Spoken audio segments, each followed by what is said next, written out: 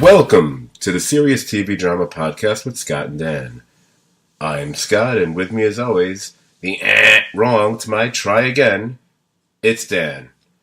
How you doing this evening, Dan? I'm doing well. I'm more awake than I was 20 minutes ago, thankfully, because I'm starting to drift. So hopefully I can keep it up for a little while. That's what she said. Yeah, story of my life. I'm going to refrain from going where I was about to be way too much information about myself there. So, Come on. That is not. Acquiring. I am sure. Tell me about it in person next week. Yes, I am sure. Yeah, I do have a story. Actually, I do have a story relating to that. I will tell you next week. Quite the opposite situation. Anyway, people are not here to hear about things like that. People are here to hear us talk about the latest episode of Legion. And we're running a couple days behind here. But fortunately, we've got time tonight. And also, fortunately, an episode that is, as I was just saying, they had such a straightforward episode the previous week. And they kind of doubled down with this one. So I don't really have anything to say about last week's episode. Maybe I haven't given it enough thought because we were doing so many other podcasts this week. So, unless surprisingly you have something to say about last week's episode, which I'm gonna assume no, correct? You don't have anything to say about last week's episode. Correct. Then let's just move on right to Legion, Chapter 12. Now, with this latest episode of Legion, we do recall last week the bulk of the episode was David going into the minds of first Autonomy and then Melanie, and we ended the episode with presumably him entering the mind of Sid. And that's pretty much where we spent practically the entire episode. I'm going to say right now, I think this is maybe one of the best episodes of the series. It's definitely the best. I think it's definitely the best episode of the season so far. Yeah. And probably, I think it deserves to be ranked among the best episodes of the series. I mean, I think it's right there with some of the ones from last season. And for a very different reason than than we're accustomed to discussing when we talk about Legion. Yeah, it was kind of like the rare thing where, like, I'd say it's like a really good episode, but it seems like it's going to be hard to find stuff to talk about. So I guess we'll see how that ends up shaking out over the next 30 to 90 minutes. But I would have no problem if we end up knocking out a 15-minute podcast or a 50-minute one or 5. Well, no, I would have a problem with a 500-minute one. Wait till episode 300 and we can get Jack back and see how many. Yeah. How long we. Well, I wouldn't be the one we'll spend an entire weekend recording. But back to this. So, yeah. See, this is the filler that we pave into here to fill this episode out, which I don't think we need to do because we're talking about a great episode here. Yeah. What really, I mean, putting aside all the details and the visuals and whatnot about the episode, which we will obviously talk about a bit here, this was an episode that was about character. And this for me, and I think most viewers as well, this episode succeeded at something that I kind of thought that maybe the previous episode dropped the ball a little bit on, or had the potential to do and just didn't quite pull it off the way I think they should have.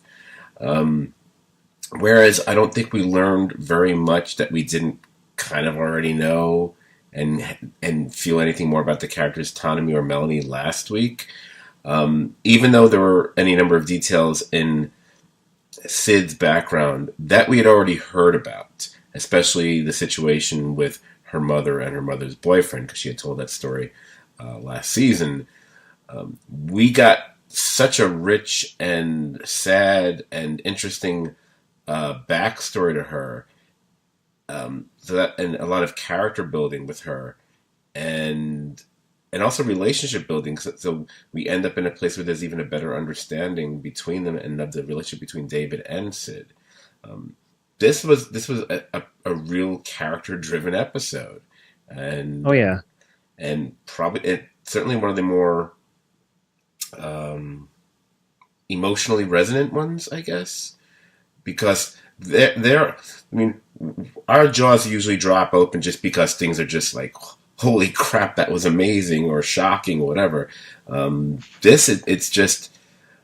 I mean, there's so much pain in this episode when you realize the life that Sid's had, which even if we didn't know about the story about her mother and the boyfriend, one could have guessed that just based on Sid's abilities, which truly one could see could be more like a curse than probably any of the other characters on this show. Yeah. But it was really something to see it play out, literally from birth all the way through her teens. So and by the way, and well cast. I really Yeah. liked. Yeah. I really liked the casting for all the Sid's life stuff. I mean, obviously, I recognized the actress who was playing her mother. I think her name is Lily. I want to say Rabe or Robbie. I'm not really sure how to pronounce her last name because I don't know how to pronounce things. The one from American Horror Story. Yeah, she's from. That's what I was wondering where I recognized her from. Yeah, we had like the FX connection there, I guess. Yeah, nice. Because the good thing, because when part of it started, I was trying to figure out when I couldn't quite see her, and then I was like, wait, this is Sid's backstory, right? I can't tell because from a certain angle when you couldn't quite see her face, there was kind of a resemblance there. And then when I saw, I was like, oh no, I recognize her. And my first thought, that's American Horror Story girl, and then when I read about the episode, I was like, oh, Lily Rabe, okay. But well cast because she looks plausibly like she could be like her mom. So I was always like, when they make casting like that. The same with some of the, especially one of the kids who plays her at a younger age. I could kind of, although no one's going to transform that much from one year to the next, at least it was in the ballpark. Like, okay, I could see casting some of these people. But it's we're blessed. We're blessed with a lot of the shows that we watch have just really good casting. Other than all the shitty Bobby Drapers, we tend to be pretty lucky. Well, did we ever make a decision? I think didn't we kind of like the last Bobby Draper? I know it was hard after he gave the sandwich away. Oh, I had no problem with that. Come on, the Planet of the Apes scene.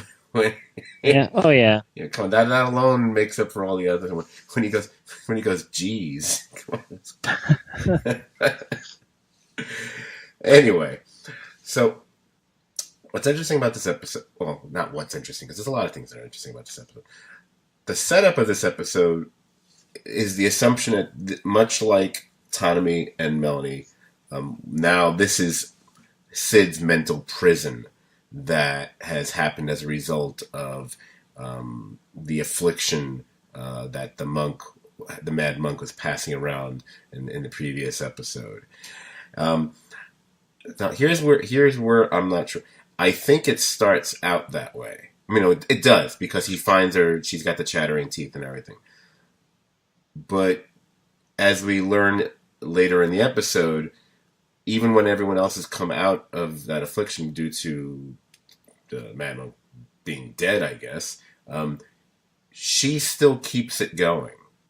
It's really, I think it's really become Sid's. She keeps them in there until David can crack the puzzle. That I was actually surprised by how many times we went through it. At a certain point, I thought, oh, it's gonna be the rule of 3. Yeah. No, rule of 4. No, rule of 5. Like, oh my well, yeah. 6 acts, rule of 6. It was almost another time loop episode of we were just talking about something like that on another podcast. When we were talking about a show that we watched, Legends of Tomorrow, that they had an episode like that, and we were with the whole time loop repeating over and over, and then we were likening it to a Star Trek episode, and that's really something not a lot, but several TV shows have done over the years, especially shows that have any sort of fantasy or sci-fi element, are the ones that can usually get away with it. Yeah. X-Files, I'm sure plenty of others. Yeah, oh right, the X-Files, of course. I mean, it's kind of like I remember. I remember at one point in time there used to be a habit of every interesting show has to have their own Rashomon style episode, and now it's like every TV show has to have they're trapped in a time loop kind of an episode, and we're gonna go through this again. It's the people call it the Groundhog Day episode or whatever. But this was interesting because, and I said it again. Damn, it's like that's one of my bad words. I gotta stop using. What I found intriguing about this is, although there are certain key points that we keep going to when we keep running through the Sid's childhood story, we also get new stuff each time as well. We're not, Yeah. which I like that we weren't simply confined to like the same 3, 4, 5, scenes or sequences repeat. I mean, we would go back to them. We might go back to them, from a different perspective or whatever. But we'd also get other parts as well, and which I'm glad he kind of decided to tell the story that way, because it also gives the impression that if David's going through this with her, that he's not experiencing all this just in a couple minutes. He's seen all these things already. We're just not going along with him on that ride. So you can imagine he's probably been running this maze, which turns out to not be a maze actually, possibly for hours and hours, not just like minutes and minutes. So what were you when especially during the first act or two? I think the first. Because we stay in Sid's head, so to speak, for the entire first half hour of the show before we get any peek outside of that. So, was there anything during that first half hour that really struck you, or that was, were you getting in any way impatient, or were you enjoying it more the further it was going along? I found it really interesting the way they were telling the story in like a non-traditional format. I mean, not the time loop thing, but for example, like the first time we see David is when they're having like a dinner party at her mom's house or whatever. Mm-hmm. And he's just kind of, standing there, in a group of people watching what's going on, but they don't like draw any attention to David necessarily. So right. It's just, he's part of the scene, but I mean, the camera doesn't focus on him or anything. So it's just, we see him there, but it doesn't really seem to matter, which I found to be kind of, that's not something I'm used to at all. So I thought that really piqued my interest. And then that from that point on, the rest of the episode, I'm just like, okay, what the heck's going on here? Like, what? Right. David's watching this? What? And then, I mean, it didn't take long to figure out what was going on, but that really helped sell the whole thing for me. Right. I think when we go through it the first time, and you're absolutely right. Just where they just kind of drop David. We just see David like almost briefly at that dinner party, and it's one of those things. If you happen to look away from the TV for a moment, you might not have even noticed, and you would right. have been like, well, "Where's David all this time?" But what I liked about that, because obviously as it goes further, David is our who we're following throughout this maze of Sid's life or whatever. It's giving us the opportunity just to experience Sid's childhood and little things about her, and although there's a certain amount of, although there's a tragic nature to it because we know about Sid's powers or abilities, we're seeing things that have there's more poignancy in the first act as far as those things are concerned, or at least the first run through, I should say. So I think the first act continues to get a little bit. The second time around, we start seeing the worst things, because all the things we're seeing in the first act, and the first time through, we see her like that's the moment where when she sees people kissing, then she practices kissing in the mirror, and there's something, it's something a lot of like pre-teenage girls probably do as well, except her reasoning for why she's doing it is a little different than any other girls or something. Or the first version like that we saw, it was definitely pretty idealized, and kind of like thing where like we tend sometimes, depending on the person, we can be the heroes of our own story, and we like remember things where like like maybe somebody else is a bad guy, and then the more you think about it, the more like the more the cracks start to unravel and that kind of thing. And that's kind of how I thought like this trip down memory lane, which it wasn't necessarily a trip down memory lane, but sort of how it kind of went. Like the more they dug into it, the more the more darkness started to creep in, and Right, right. Well, it's not until we get towards the later part of it that any kind of darkness even creeps into this. I mean, you go from the kind of cute idea of her putting on all the people's clothes when they left all their coats on the bed during the dinner party, and in a way that's like, oh look, it's kind of her way of transforming into all these other people and taking on their identities. But she's just playing as kids do.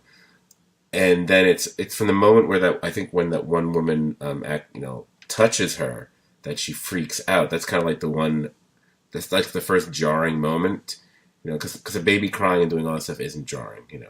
No. And then I think we go from there. I think we skip right to her going through her punk phase, and then that weird the culminating in that when she's at the dance club and she's she's borderline moshing with everybody, and even though and I think this is remember I've talked before about when they do visual stuff on the show, you have to decide, is that literally happening, or are they just doing that just to visually tell us something but it's not actually happening. The thing with her face changing, how it kept distorting and changing and becoming like all these other people's faces that she was maybe brushing Yeah. against or touching. I don't think that was actually happening. I think that was my impression is that was kind of a way of telling us what was happening inside her. But I don't think that if someone was looking at her on the dance floor, they would see her weird face getting all distorted. I don't think that was literally happening. That's the way I took it. Yeah. Well, yeah. That kind of thing doesn't happen with her power. Yeah, So yeah, I agree. that's pretty It's a much why. symbolic thing. Yeah. Um, and another thing I was kind of enjoying throughout this episode, this Noah Hawley, we know, does a nice job with, and whoever does it in conjunction with him as well. The selection of music for his shows. We've always liked the music they've used in Fargo, of course, and they've done a really good job on this show. I think the music is very integral to this episode as far as the tone and where we are in her life and her attitude. When we like, there's this Bon Iver song that starts off the episode, which has there's a certain sweetness to it, even though there's an occasional jarring quality to it. But for the most part, it's very pleasant, which is kind of reflects the story we're being told. And I think as we move on, we hear other things that kind of are more reflective of whatever's going on, where we are in Sid's life. And I know, and you've told me in previous podcasts, I know Hawley himself does some of the music, and I believe Right. he does two different covers in this episode. I know he does "Burning Down the House" to end the episode, and he does another song during the episode, which it might be It was White Room. Was it White Room? Yeah. Yep. Okay, I did not. Yeah, other than scribbles in a book, I didn't write any of that down, so that was purely memory here. Yeah, and even the little moments like when she's looking at the fish in the bowl, I thought that was like a nice little telling us all about her in an image kind of a thing, because that in a way she's a girl who almost has to live her life in a bubble as well, even if it's not simply a matter of just putting on gloves. It's the way she has to live her life.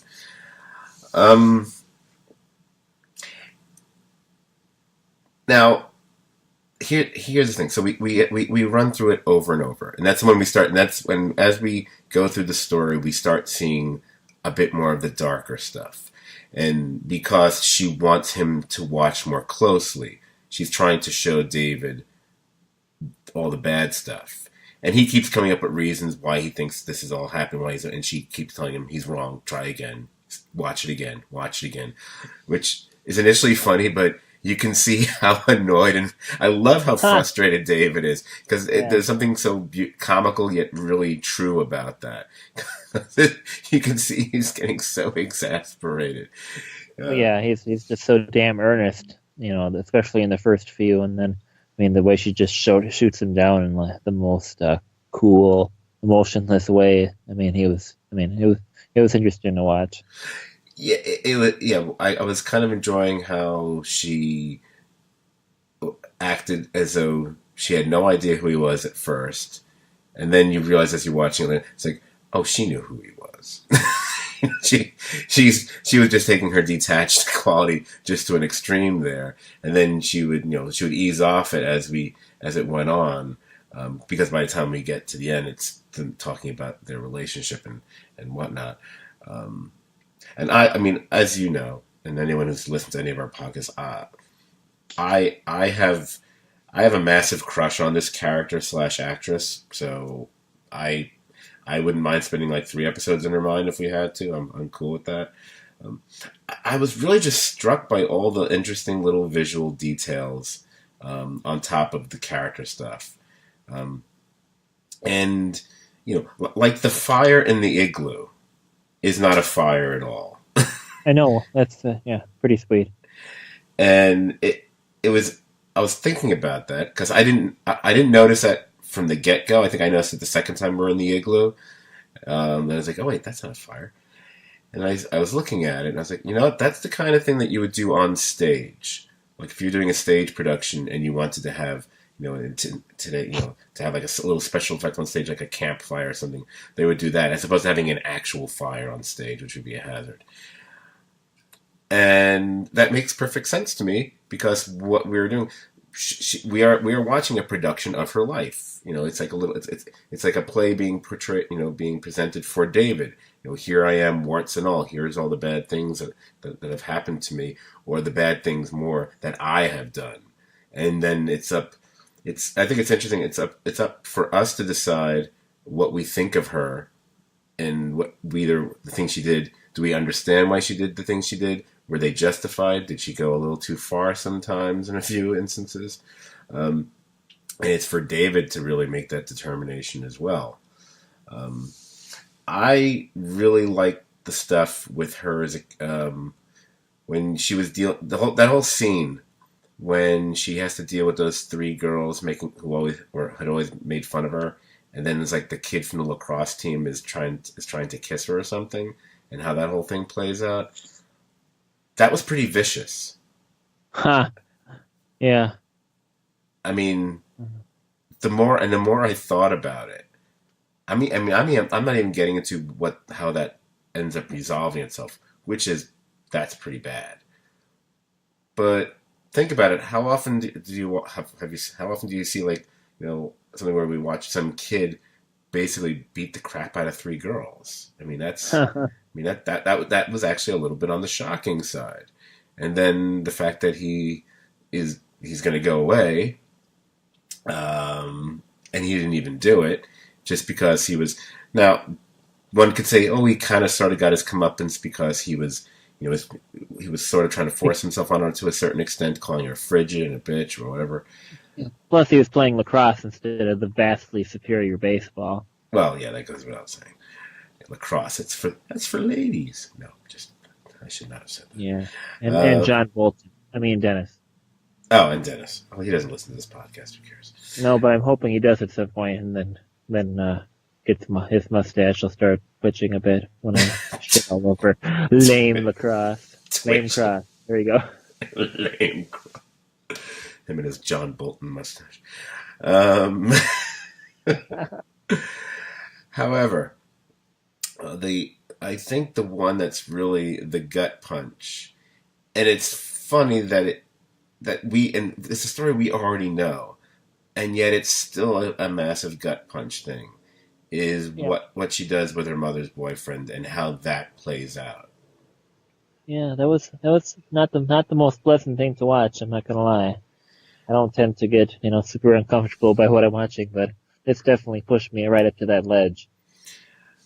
I mean, everything about it there's a certain unseemly nature to it from the get-go, of course. But if she had gotten away with it, if it had just happened, and then she switched back and no one was the wiser, it still would have been kind of creepy, but it would have been, alright, that's interesting. But what ends up happening, which pretty much means this guy, and one can presume, is now going to prison as a child molester for probably a very long time. Um, that's that was really screwed. That was a really messed up moment. I mean, that was the one that Oh left yeah. David reacting. I think that's the one where David was left kind of with a look on his face like, "Oh," Yeah. because I don't think that part of it was, and I could be wrong about this. I'd have to go back and watch. I don't know if she went that far in detail when she talked about doing this last season. And Yeah, I'm pretty she, sure it's yeah. yeah, I don't remember. I don't remember that her actions led to a guy because the guy's innocent. He thought. Yeah. Um, so that was among the many fun things that we got to see. And then we got a little song that if we were a more sophisticated podcast, we would have had clips of the episode. And we would have popped into the little "Poor Lost Elf Keeps to Herself" song or whatever. But we're not that sophisticated. Um, I'm scribbling through my notes. I'm reading my scribbles here to try to figure out. Oh, you know what I was doing? It was funny. My notes, which are not really legible, apparently, I guess I was trying to. I was basically David as I was taking my notes because at every point I start writing my assumption of what this is all about, what it is that David needs. And I was like, look, you should see the notes I have. It's like, it's not a real fire, so there isn't real warmth. She can't feel warmth. She has no warm feeling. That's it. She has problems feeling, both literally and figuratively. And then I wrote next to it, wrong. Oh my God. One of the things I also loved about certain points in this episode were the fact that the points where it's not simply the typical I always compare it to like a Christmas Carol where you have a character walking around that no one can see, and that's been done a bazillion times on a million shows, whatever. But the fact is, in this world, David seems to be able to interact whenever he wants to interact, or whether they see him or not see him, because there's no rules, I guess. The Right. part, so the part where he tries to talk to her at a younger age, I love that. And he starts doing he starts trying to do the whole lie, like I'm a teacher here, or whatever. I just love it. And it goes like, "You're cheating. You can't just ask me. You have to figure it out for yourself." I was going, okay, that's gold star for Noah or whoever. Or I didn't actually look if he or someone else wrote the episode, but I really like that a lot. Um, yeah, and it's midway in the episode we do find out that we suddenly are back at Division 3, and we find out that's when we find out that the two of them have not woken up yet. Meanwhile, everyone else is woken up, and that's where we start to figure out, oh, this is now Sid's doing. She's keeping this going. That she it's her test, I guess. Right. And I, although I've grown past it now. I know in my life that I've either been the tester or the testee in relationships at a certain point. So it's not. It's sad, but it's not an uncommon thing for people to pull on each other, or at least people who are just a little bit or a lot of it screwed up. So, um, the one I think the only notable thing other than what happened at the very ending, as far as the little minor Division 3 interlude, before we get back into the Sid's childhood stuff, was a little bit of the Loudermilk. I like the Loudermilk moment between the two of them, and Carrie trying to pull Carrie out of her. And yeah, I know there's no way to talk about their situation without it sounding horrifically incestuous and bizarre. But I think they did that on purpose on the show just to make it difficult to talk about. So yeah, I mean, by the end of it, there's also a lot of great lines that they pull out. I love, and that even are going to stay with me. There's a line she has. I think they even used it in the ads. I'm trying to see if I wrote it down anywhere. And oh, here it is. I did write it down. I liked her line about you think ghosts like living in a haunted house. I thought that was a really well Yeah, crafted line, and her talking about herself there. yeah. Not a ton of dialogue this week, but they definitely got their mileage out of what they were using. Yeah, Very effective. now, speaking of dialogue, did you like? Oh well, maybe like's not the right word. Did you feel satisfied with the resolution to all this and what she said and what she ends up telling David? I was kind of I was 50-50 on it. How did you take it? Yeah, I don't know. I mean, it's hard to really. I mean, it's hard to to say, but um, I don't know if it was super necessary. I mean, it was definitely touching and Well, kind of creepy and dark, but yeah, I don't know. I mean, I don't know if needing David to prove himself in some way for this matter just kind of seems like it maybe weakens Sid a little bit. I don't know. Maybe not. um, yeah. I mean, I don't know why she would at this point she would still Yeah. feel the need to make David go through this, but I'll defend her. Not defend her. That's not the right word. Um, this starts out being I believe this starts out being the mental prison situation that everyone else You has think been trapped in. I, you think yeah, I mean, you think maybe like the idealized version of her past is like the maze? that would make more sense to me. That would totally make more. I think that's Yeah, that what it was because yeah, that everyone, kind of works. Yeah. yeah. And then once and then well, let's put it this way. I think she decided to take advantage of the situation and just it's like the it's their version of like the guy and the girl, like they're doing perfectly well, but the guy's out of the room for a while and his iPhone's just laying there. It's like, well, he's got a lot of texts. I wonder. I'm just gonna look at them, even though you shouldn't. But it's you're just wondering. Yeah, Um, I wouldn't blame Sid at all for being insecure after what she's been through and what she continues to go through. I mean, she like literally can't get super close to somebody, well, physically anyway. right. So I could imagine it must be really difficult for somebody like that to feel secure ever. And also, I think David not being fully Stable. well, there's that. Although I feel like they certainly have played that down to a certain extent this season. Even though Yeah. I'm waiting for it to rise again because come on, he's not. But the fact that he also was hedging more than a bit when she was asking questions about future Sid in that situation. So that I wonder if that also plays any part in her actions here. Um, and and lastly, and to use a phrase that you used about that opening part, um, I think it's also very clear that David tends to have this idealized version of her and their relationship for the most part. And while we certainly have seen at different points that she definitely loves him, I always love the way she refers to him. She's one of the few people on TV who can refer to her, her boyfriend, or whatever, that way, and it seems perfectly natural.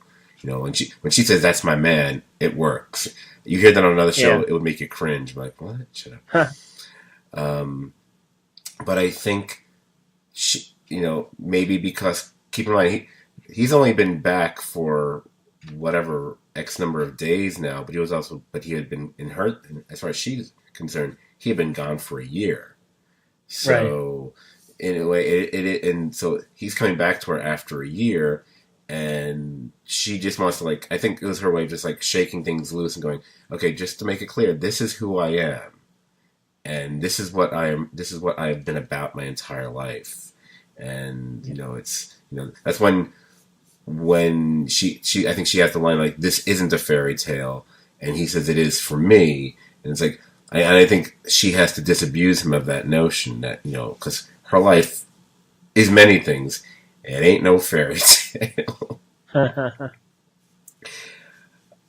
But And I also, I mean, it was, I don't know, I wouldn't call it corny, but there is something nice about her concept, her idea that saying that love isn't going to be that saves them. That's what they're trying to save. Um, I'm surprised I haven't heard that used before. It must have been. I just haven't seen the right TV show or movie. Yeah. It seems like how can that not have come up? But again, out of her mouth, it works. Another character, it might have come off a little corny or cheesier, but for her, I think it works pretty well. Yeah. Did you notice like how towards the end it kind of seemed, once they woke up, David like didn't return her smile. Like he's like maybe he's a little creeped out by what she did, possibly. Yes, I think. I mean, while Yeah. I don't know if that's going to last into the following episode or not, I think initially there has to there has to Yeah. because he, even with all the problems he had, he can certainly feel, and he should have lasting reactions to things, and Right. that's some really dark shit she did, and it's one thing to have heard about it; it's another thing to actually see it, Yeah. and Yeah. also and see just where it went. Yeah. Thank God this isn't a Kurt Sutter show, because I think I'd be traumatized horribly if I had to see how the hell he fucking shot that scene. Well, then they'd have to have like an epilogue of that guy like actually being in prison and being raped constantly in the shower or something, so, just to make it that much worse for us. Whatever it takes to get some asses in there. Yeah. Right, and then they'd have to have Katie Seagal singing over it or something. You Oh. know? Imagine she was the one singing in the White Room. Anyway, I also like that they choose the song White Room, and then because on almost every episode there is a point where they use a lot of white space on this show. I've noticed, whether it be Yeah. well, they do it here. They've done it before, and they've been doing it with like the narrated segments that we had in previous episodes that we didn't have this week. Every time I do that, and if I've said this in a previous podcast, I'm repeating myself. I apologize. It always reminds me, and I always think one of the inspirations for that is a classic Bugs Bunny cartoon. The one where he's constantly being drawn into different situations, and the artist is screwing around with him. But a lot of it is just Bugs Bunny on a blank white space, i.e., like the canvas or eel or cell or whatever you want to call it. Yeah. So that's pretty much it. We just. I mean, I know. There's one thing we haven't gotten to, which is a quick thing, but pretty much the entire episode is just running the gauntlet of Sid's test for David, and whether him understanding that her life has, how the damage and what she survived, has made her stronger. And it's more, she's more about wanting to make sure that they're warriors than, just lovers or something. I don't know. It was fine. But then they wake up, and what is it? There's like alarm bells going off. The troops are all running around the circular corridors, whatever. And we end with seeing Lenny is in custody, and we get a little "I'm back," and all of a sudden, burning down the house starts to play. So that could be the last thing we talk about here. What to make of this? Did the Shadow King give her another body, a body to use, and is she really totally? What's going on here? Do we have any speculation? Yeah. Well, it certainly seems to be possible that's what happened, but I mean, it's such a goofy show; it's hard to be sure about these kind of concepts. But I guess we'll see. Well, Trying to think of what the end game would be for that. Well, it's something obviously she wants, because the past few episodes when we saw her, either when she was talking to David or when she was talking directly to Farouk, she just wants to go back. She wants to, and that's where she suddenly has a touch of tragedy to her, because like, oh, she's there. She's actually is actually there. Her mind, her soul, whatever you want to call it. Yeah. She's still under its sway, but she just wants to come back. And the way Farouk was kind of ignoring her last time, I'm kind of wondering what would have given such a change of heart to to allow her Yeah. to come back or not.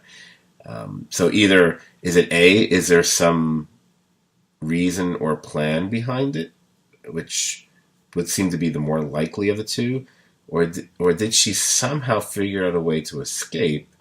But even so, it's the whole body, and this is where we get really like things are never super clear on Legion. So Yeah. her original, it's the idea like, okay, her actual body was I think was destroyed. They say, which probably means which would imply it was probably cremated or whatever. I guess that would be I'm assuming that. So the manifestation that we see of her is, I'm guessing, to use like goopy sci-fi talk, some sort of mental projection of her. I guess I'm not really sure how to. I don't know what to make of that. So to be back on Earth, would you have to create? I don't know. I'm not really clear on the rules here, and I got a feeling I'm never going to have an adequate explanation for that. Do you have any idea? No, not really. No, I didn't think so. Nope. All right. I'm clueless. No. Well, next. Okay, so like I said, there wasn't really much more to this episode. Doesn't make it a bad one. I wish we could talk about every episode in like 30 to 40 minutes. That's awesome. Mm-hmm. We are definitely looking forward to next week's episode. I saw a couple clips. Looks pretty cool, as everyone does. We just a word of note to our legion of listeners. Yeah, really. Huh. That's a mighty small legion you got there. We are not sure. Yeah. Oh, legion. Oh, that's even funnier than I think you intended it to be. Hey, man, I got my test back. I'm fine. Anyway. Oh, good. I meant to ask you about that. Do you like how we're both beginning and ending the podcast with the implication of, okay, none of us want to hear this. None of us want to hear anything about Scott's anything. Okay. What was I going to say? Oh, we are not 100% sure if we're going to be able to record a Legion podcast next week. Because of demands on our time, and the two of us are going to be meeting up in a 3-4 day whatever weekend thing later that week. So this is there's one of two things that are going to happen. Either A, we'll somehow be able to record the same night Legion airs. I'm going to say that's, in my mind, that's a bit on the unlikely side. But it might happen, but I don't think it will. Yeah. Or what we're going to do, which has been done. We've had to do it, and I've seen many other podcasts do this, so it's not an uncommon thing. We may have to double up and knock off 2 chapters at once the following week. Yeah, I'm sure I've done that before too. It sounds familiar. We absolutely all the traveling I've done. Yeah, we've absolutely done it before, and we used to have to do it all that superhero crap all the freaking time. But yeah, I think we've had to do it at least once or twice before. And that might not be so bad because unlike this week where we have now recorded 3 podcasts, that week we've only got the 1. So right. It's not like a huge demand of multiple nights or whatever. So we'll see. Right. Anything's possible, but my money is on that we're probably going to do a double podcast the following week. Which is fine because since we just released 3 podcasts in 1 week, it's okay if a week goes by that we don't release one. So it all works out. Yep. Okay. So with all that said, if you enjoyed listening to this podcast, you'll probably enjoy hanging out on our Facebook page as well. You can find us on Facebook as the Serious TV Drama Podcast. Like the page, join the conversation, or whatever the spiel usually is. You can also find us on iTunes the same way. Type in Serious TV Drama Podcast on iTunes. You can subscribe to our feed as well as rate and review us there. Heck, you can just type in Serious TV Drama Podcast on Google and find us God knows where. We seem to be in a bunch of different weird, wacky places, which I don't think ever counts against our actual downloads. So I like to think there's maybe hundreds of more people who listen to us and just don't have a place to vent about how much they don't like us. And finally, you can also follow us on Twitter. Our handle there is at STVD Podcast. It's STVD as in Serious TV Drama Podcast. All right. It was nice getting back together with you, Daniel. And and I would say exactly a week from now, I will either be extremely drunk or be recovering from being extremely drunk and hanging out with you at the same time. So that would be kind of a unique situation for me. And you. Yeah. Oh yeah, a week from now I'll be drunk by this point, but hopefully not too bad. Yeah, this is the point where I'm just starting to go out at this point. So may even happen today. Who knows? Anyway, like I said, guys, we'll either see you next week or the week after. In any case, thanks for listening and have a good night. Yep, good night, everybody.